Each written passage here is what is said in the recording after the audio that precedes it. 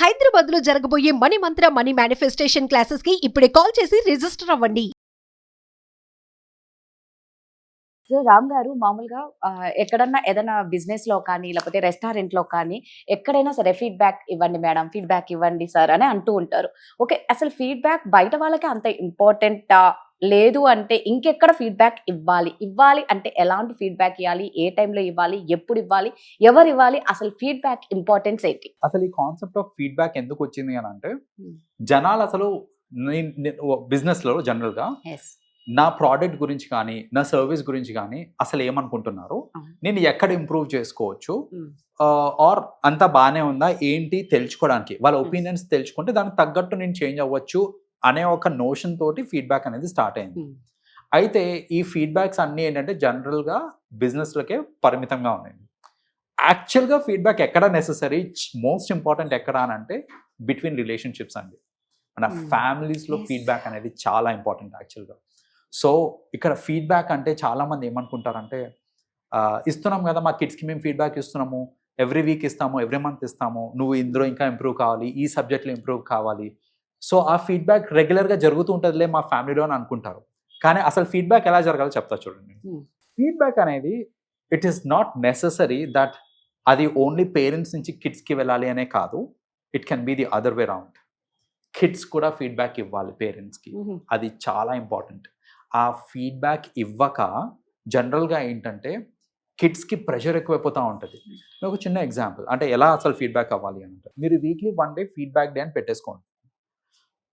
మొత్తం డే అవసరం లేదు, అందులో ఒక ½ an hour అట్లా ఫీడ్బ్యాక్ టైం అని పెట్టేసుకుంటే కనుక ఇక్కడ ఫీడ్బ్యాక్ ఎలా అవ్వాలి అని అంటే, ఫీడ్బ్యాక్ ఆల్ అక్రాస్ అవ్వాలన్నమాట. అంటే మదర్ ఫాదర్కి ఫీడ్బ్యాక్ ఇవ్వడము, ఫాదర్ మదర్కి ఫీడ్బ్యాక్ ఇవ్వడము, పేరెంట్స్ కిడ్స్కి ఫీడ్బ్యాక్ ఇవ్వడము, కిడ్స్ పేరెంట్స్కి ఫీడ్బ్యాక్ ఇవ్వడము, siblings to each other feedback ఇవ్వడము. ఇవన్నీ అన్ని విధాలుగా జరిగినాయి అనుకోండి, మనకి ఆ రిలేషన్షిప్ అనేది చాలా స్ట్రాంగ్గా ఉంటుంది. First of all as a unit, as a family వాళ్ళ మధ్యన బాండ్ అనేది చాలా స్ట్రాంగ్ అవుతుంది. రెండు బెనిఫిట్, అసలు బెనిఫిట్ ఏంటో చెప్తా చూడండి. కొన్నిసార్లు ఏమవుతుంది అని అంటే, కొన్ని విషయాలు చాలా లేట్గా అర్థమవుతాయి మనకి. ఫర్ ఎగ్జాంపుల్ ఇప్పుడు కిడ్స్ ఉన్నారు, వాళ్ళు ఏదో మెంటల్ ట్రోమాలో ఉన్నారు, వాళ్ళు ఏదో ప్రాబ్లంలో ఉన్నారు, కానీ మనకి చెప్పుకోవట్లేదు వాళ్ళు. సో చెప్పుకోవట్లేదు, ఫైనలీ వాళ్ళకి ఆ ప్రెషర్ వాళ్ళకి తీసుకోలేక సూసైడ్ చేసుకొని ఆర్ ఏదో ఎక్స్ట్రీమ్ స్టెప్ తీసుకున్న తర్వాత అయ్యో ఒక మాట నాకు చెప్తే అయిపోయిండు కదా ఖచ్చితంగా అని అనుకుంటాం మనం. చెప్పుతే అయిపోయిండు కదా అని అలా అనుకునే కంటే మీరు ఇనిషియేటివ్ తీసుకోండి, ఆ కమ్యూనికేషన్కి ఇనిషియేటివ్ తీసుకోండి.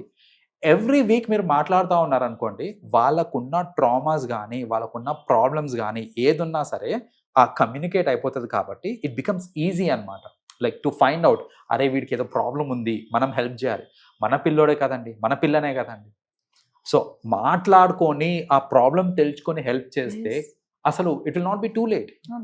ఆల్సో సమ్ టైమ్స్ ఏమవుతుంది చెప్తా చూడండి, కొందరు కిడ్స్ వాళ్ళ పేరెంట్స్ అరిచే అరుపులకి అంటే ఏదైనా తప్పు చేస్తే అరుస్తారేమో అనే ఆ భయానికి ఎన్నో చెప్పుకోరు.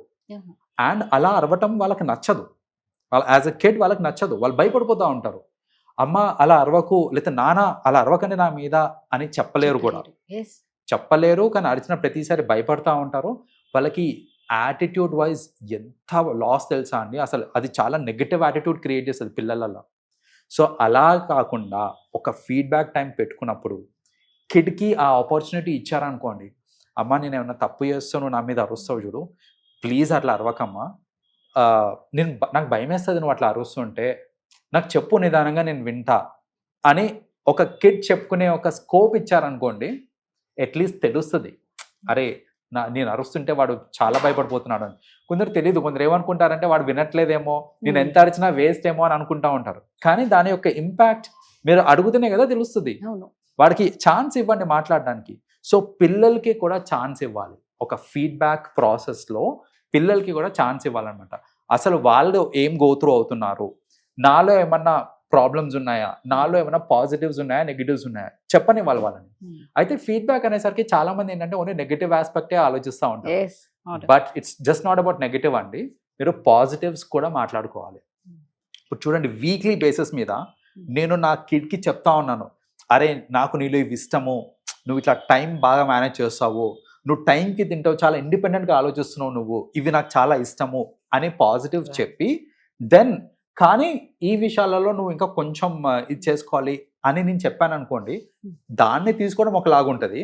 నేను పాజిటివ్స్ ఏం చెప్పకుండా నువ్వు అసలు హోంవర్క్ ఫాస్ట్గా చేయవు, లేకపోతే నువ్వు పద్దాక ఫ్రెండ్స్కి ఎక్కువ టైం ఇస్తున్నావు ఏంటది అని అరవడం వేరు. సో నేను పాజిటివ్స్ చెప్పి నెగటివ్ చెప్పడం ఈజ్ చాలా ఇంపార్టెంట్ అనమాట. అక్కడ ఆ పాజిటివ్ యాటిట్యూడ్ క్రియేట్ అవుతుంది ఫస్ట్ ఆఫ్ ఆల్, అండ్ వింటారు, మనం చెప్పినప్పుడు వింటారు. ఎందుకంటే పాజిటివ్స్ విన్నాడు కాబట్టి నెగిటివ్స్ కూడా వింటారు. ఇప్పుడు మీరు పాజిటివ్స్ చెప్పకుండా ఓన్లీ నెగిటివ్ చెప్పారనుకోండి, బ్లైండ్ ఇయర్, ఎప్పుడు అంతే, నేను ఎంత చేసినా కూడా పట్టించుకోరు, వీళ్ళకి సంతోషం ఉండదు, ఇలాంటి యాటిట్యూడ్ క్రియేట్ అయ్యే ఛాన్స్ ఉంటుంది అనమాట.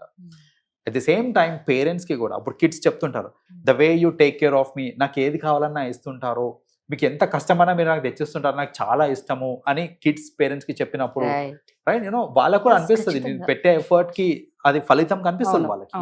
అలాగే నెగిటివ్స్ ఏమున్నా కూడా చెప్తే విని దానికి తగ్గట్టు మనం కూడా మార్చుకున్నాం అనుకోండి, that will be the happiest family.